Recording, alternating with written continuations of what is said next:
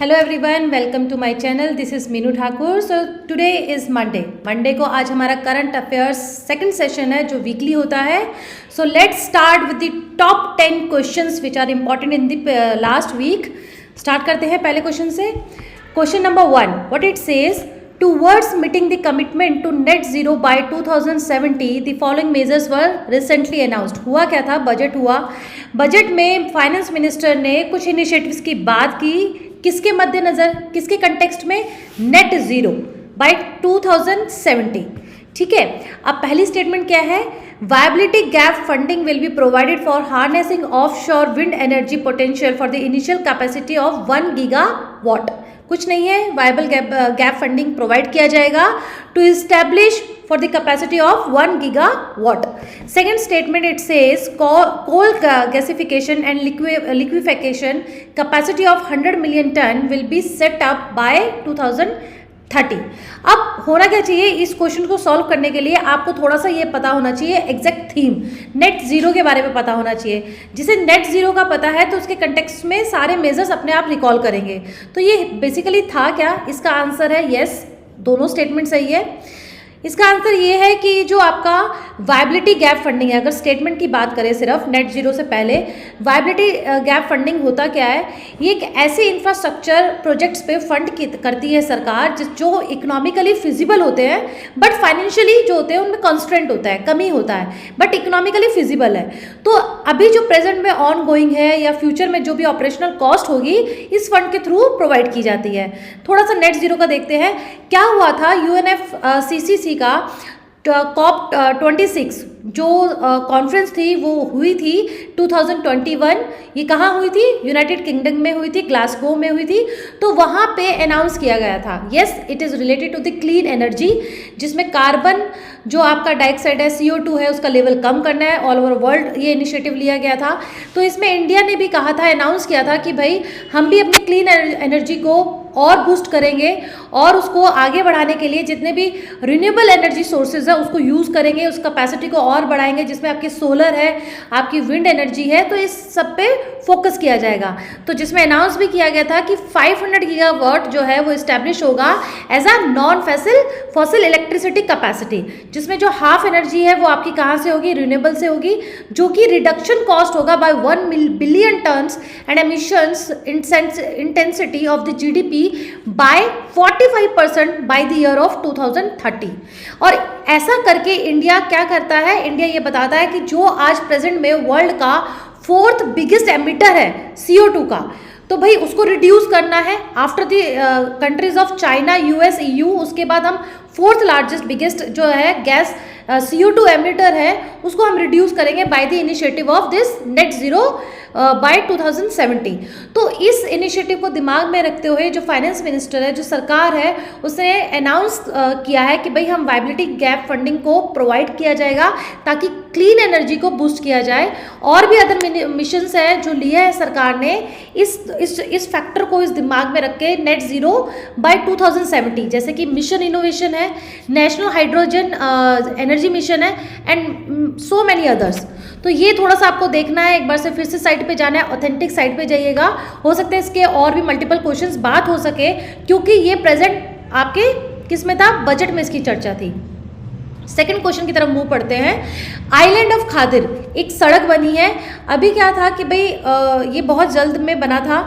जो आपका आइलैंड है रन ऑफ कच्छ, यहाँ पे गुजरात में धोलावीरा जो साइट है उस पे जाना था, जिसके लिए एक रोड का भी निर्माण किया गया है। तो यहाँ पे स्टेटमेंट क्या है? खादिर के आइलैंड ऑफ खादिर के कंटेक्स्ट में Dholavira, a UNESCO world heritage site, was once a Harappan city situated on the island of Khadir. ऐसा था कि खादिर का एक आइलैंड है, उस पर एक ये जो हड़प्पन सिटी है वो सिचुएटेड हुआ करती थी एक टाइम पे, जिसका नाम था धोलावीरा, जो यूनेस्को में भी उसने वर्ल्ड हेरिटेज साइट उसको डिक्लेयर कर रखा है। Second statement is said it is one of the island in the great run of Kutch. Run of Kutch में ये आइलैंड जो है आपका खादिर उसमें सिचुएटेड है, मतलब उसमें ही है ये। तो क्या ये दोनों स्टेटमेंट सही है या कोई एक सही है? तो करेक्ट आंसर क्या है? करेक्ट आंसर है बोथ आर करेक्ट। तो इसका एक्सप्लेनेशन में कुछ नहीं है, इसका एक्सप्लेनेशन यही है कि भाई ये एक आपकी इंडस वैली सिविलाइजेशन साइट हुआ करती थी and second largest after Harappa है। ये आपको हिस्ट्री के कंटेक्स्ट में भी मिल जाएगा, उसके सब्जेक्ट में पढ़ेंगे तब मिल जाएगा। उसके बाद 2021 में it was declared a UNESCO world heritage site. It is one of the island in the great run of Kutch, ठीक है, that remains above the flood plains in the months when the rest of the desert is submerged by the monsoon। तो ये अभी हाल में क्यों news में था उसको थोड़ा सा देख लेना। नेक्स्ट क्वेश्चन है with reference to the world pulse day, विश्व का जो दालों का दिन है, दालों का दिवस है, वो अभी हाल ही में ऑब्जर्व हुआ है। It is observed every year on 12th February। Second statement, the day originated from the US international years of pulse in 2016। Second statement ये कहता है कि ये भाई कैसे ओरिजिनेट हुआ ये डे, कब से सेलिब्रेशन हो रहा है, जब से यूनाइटेड नेशंस का ईयर सेलिब्रेट किया गया था 2016 में as a international year of pulses. तो दोनों स्टेटमेंट में से कौन सी स्टेटमेंट सही है? तो स्टेटमेंट सही है आपकी ओनली सेकंड। क्यों सेकंड स्टेटमेंट सही है? यहाँ पे एक्चुअली ये 12th होना चाहिए था। इसका करेक्ट आंसर क्या है? ये हर साल 10 फरवरी को वर्ल्ड पल्स डे मनाया जाता है, ना कि 12th February को। 12 तारीख को नहीं, ये 10 तारीख को मनाया जाता है, ठीक है। तो ये इसका एक्सप्लेनेशन है। नेक्स्ट क्वेश्चन है with reference to the Bharat Ratna award. अभी हाल ही में भारत रत्न अवार्ड अनाउंस किए गए हैं 5 पर्सन्स को। उसमें से कुछ ऐसे हैं जिनकी डेथ हो चुकी है, उनको ये भारत रत्न अवार्ड से पुरस्कार किया गया है। हर साल वैसे होता क्या है, 3 ही दिए जाते हैं, लेकिन इस साल ये फर्स्ट टाइम है कि it is announced for 5 personalities. तो फर्स्ट स्टेटमेंट क्या है इसके कंटेक्स्ट में, भारत रत्न अवार्ड के कंटेक्स्ट में, it is awarded in the recognition of exceptional service और performance of the highest order in any field. सबसे इंपॉर्टेंट ये चीज है, ये कोई भी फील्ड में हो सकता है। इसका जो रिकमेंडेशन है वो कौन देता है? Prime minister himself to the president. Generally क्या होता है, कैबिनेट मिनिस्टर जो होते हैं they advise to the president. क्या ये स्टेटमेंट सही है या गलत है, that you need to think. Third statement is no formal recommendation for this are necessary. कोई भी फॉर्मल रिकमेंडेशन इसके लिए जरूरी नहीं होती। So correct answer is yes, correct answer is all 3 statements are correct, ठीक है।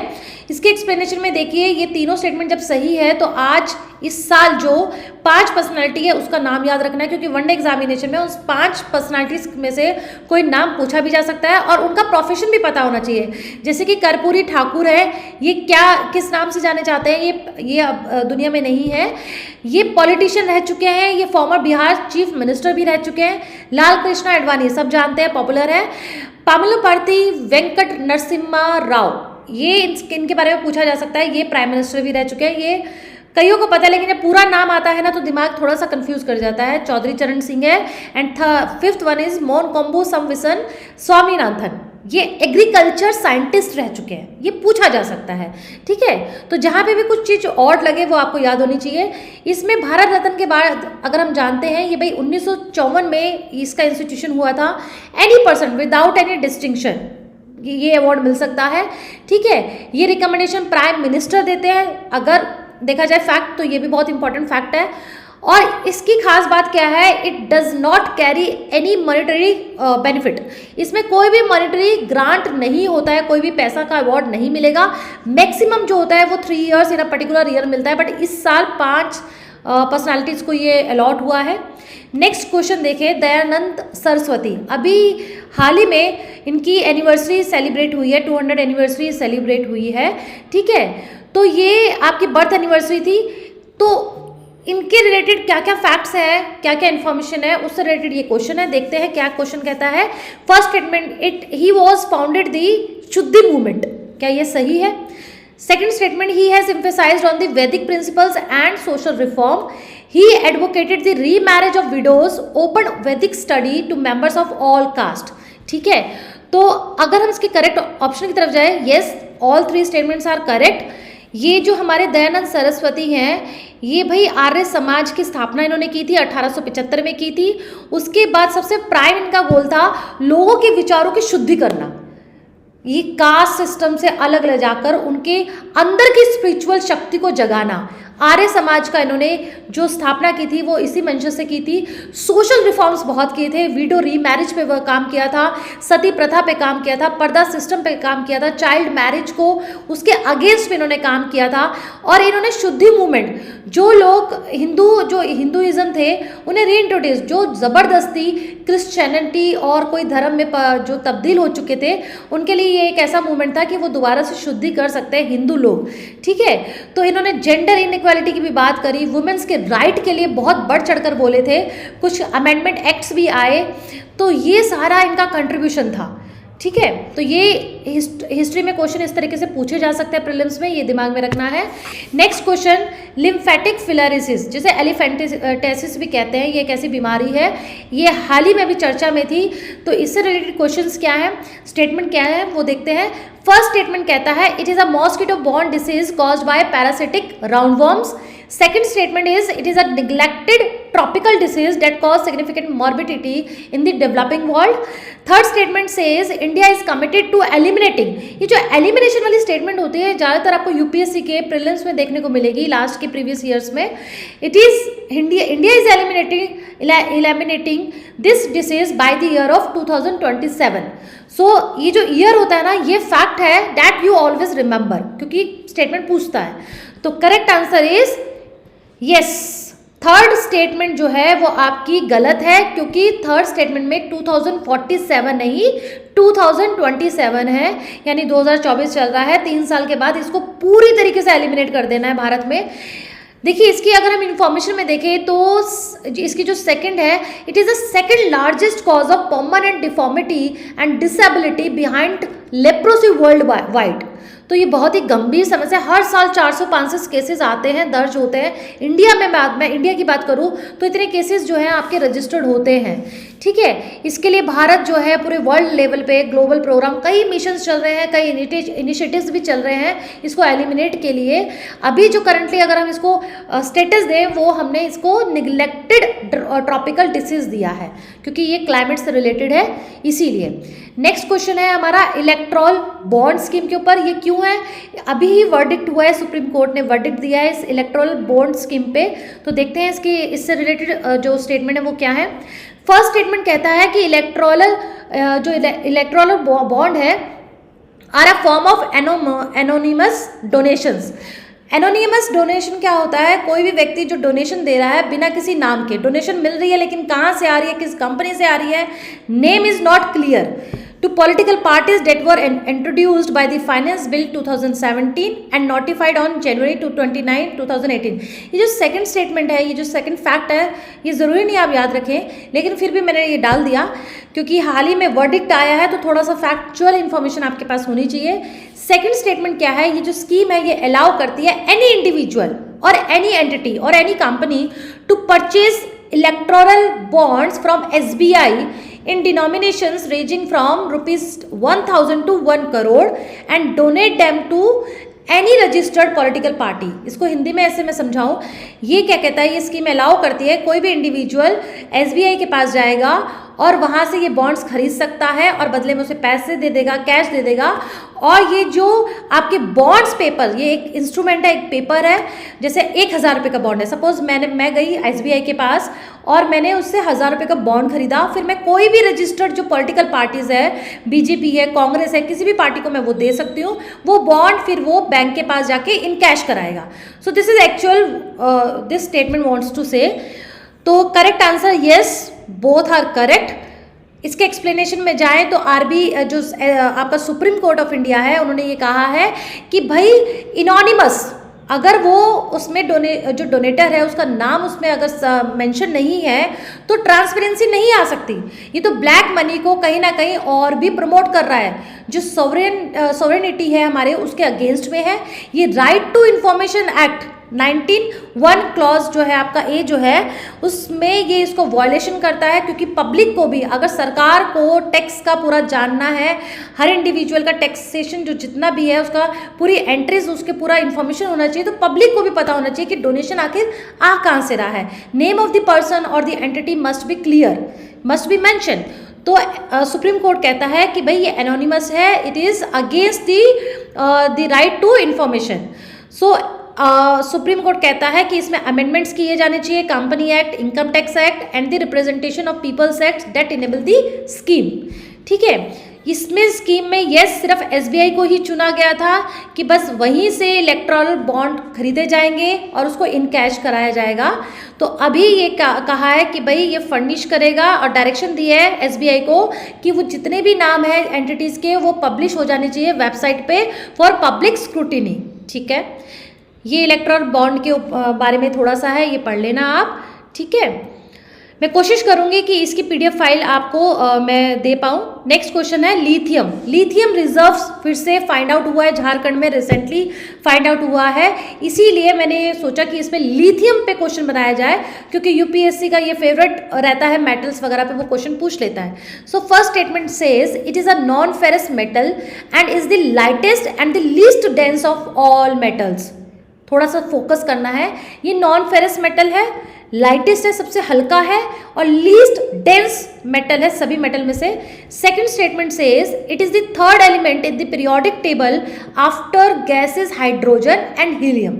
ठीक है, third statement is says it is a critical component used in the production of batteries for electric vehicles, cell phones, computers and other gadgets. ठीक है, देखिए जब भी बात हम कर रहे हैं क्लीन एनर्जी की, जब आप बजट सुनते हैं तो उसमें जो इनिशिएटिव, जो मुख्य मुख्य पॉइंट्स होते हैं उसको ज़रा फोकस करना उस पिलर्स को, क्योंकि क्वेश्चंस उससे रिलेटेड ही आएंगे। जैसे कि इस साल क्लीन एनर्जी पे बहुत फोकस किया गया है, तो क्लीन एनर्जी से रिलेटेड जितने भी इनिशिएटिव सरकार अब तक पिछले 7-8 सालों में ले चुकी है उसको थोड़ा सा पढ़ लेना, वहाँ पे क्वेश्चन आपका क्रैक हो जाएगा, फंस जाएगा। तो सही आंसर पे अगर हम जाएं तो आपका करेक्ट आंसर है तीनों। ठीक है, तीनों ही स्टेटमेंट लिथियम की सही है।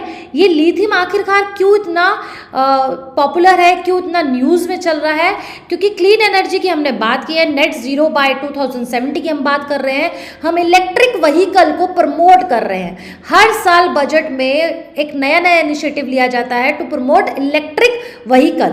तो जैसे कि इसमें बात की है, जो लिथियम है it is a critical component, जो आपके इलेक्ट्रिकल व्हीकल्स में जो बैटरीज यूज होती हैं उसके प्रोडक्शन में इसका बहुत ही इंपॉर्टेंट रोल है। And we largely depend on the import of this lithium from outside.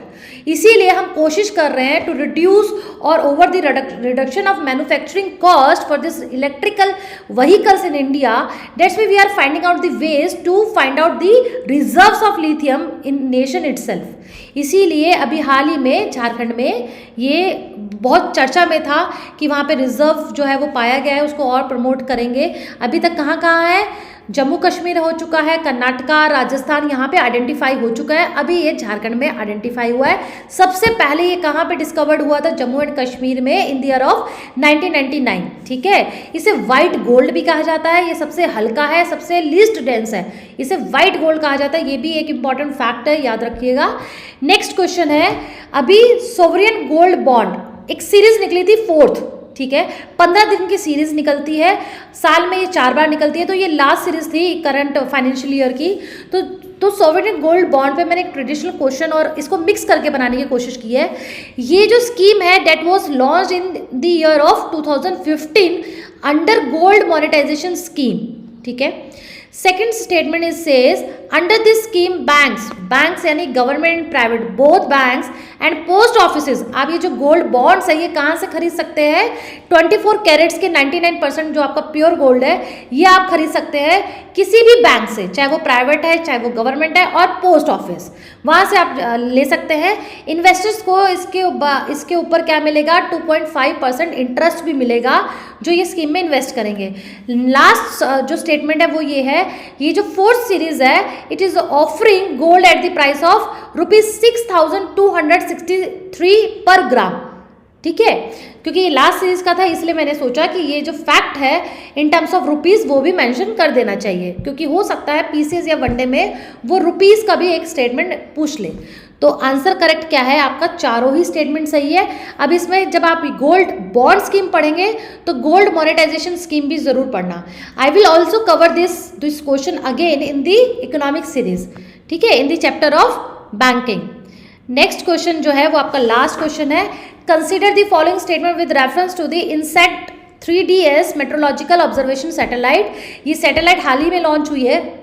ये लॉन्च की है, इसरो ने लॉन्च की है from Satish Dhawan space centre in Sriharikota, Andhra Pradesh. GSLV F-14 deployed the INSET 3DS into the intended geosynchronous transfer orbit. अब ये geosynchronous transfer orbit क्या होता है, that you also focus on, ये होता क्या है, ठीक है। It aims to enhance the monitoring of earth surface, atmosphere, ocean and environment, ठीक है। तो करेक्ट आंसर क्या है? Yes, all the statements are correct. ये आपका श्रीहरिकोटा से लॉन्च हुई है। इसका जो लॉन्च व्हीकल है वो आपका GSLV F-14 है। This satellite is a follow on mission of the 3rd generation metrological satellite. ये आपके जितना भी एटमॉस्फेयर है उसको वो करेगा, कंसिडर करेगा, स्टडी करेगा फ्रॉम जियो स्टेशनरी ऑर्बिट। ये इंपॉर्टेंट फैक्ट है, ये जियो स्टेशनरी ऑर्बिट से पूरा ऑब्जर्व करेगा। This satellite is an exclusive mission design for enhanced metrological observation. तो ये मेट्रोलॉजिकल ऑब्जर्वेशन को फोकस करते हुए ये लॉन्च की गई है, जियो स्टेशनरी ऑर्बिट से करेगा। ये 2-3 फैक्ट है, ये इंपॉर्टेंट है। इसको फुली फंडेड किसने किया है, किस मिनिस्ट्री ने? मिनिस्ट्री ऑफ अर्थ साइंस, ठीक है। डिफेंस मिनिस्ट्री ने नहीं, मिनिस्ट्री ऑफ अर्थ साइंस ने किया है, क्योंकि अर्थ के चारों तरफ को जो है ये ऑब्जर्व कर रहा है, ये आपका INSET 3DS, ठीक है। सो this is all about the question 10। कोशिश थी कि आपको ये सारे क्वेश्चन समझ में आए, जो इंपॉर्टेंट क्वेश्चंस हैं। इससे और भी स्टेटमेंट बन सकती हैं जब आप उसके पूरे और भी इंफॉर्मेशन निकालेंगे। और अगर कुछ है तो आप कमेंट कर सकते हैं।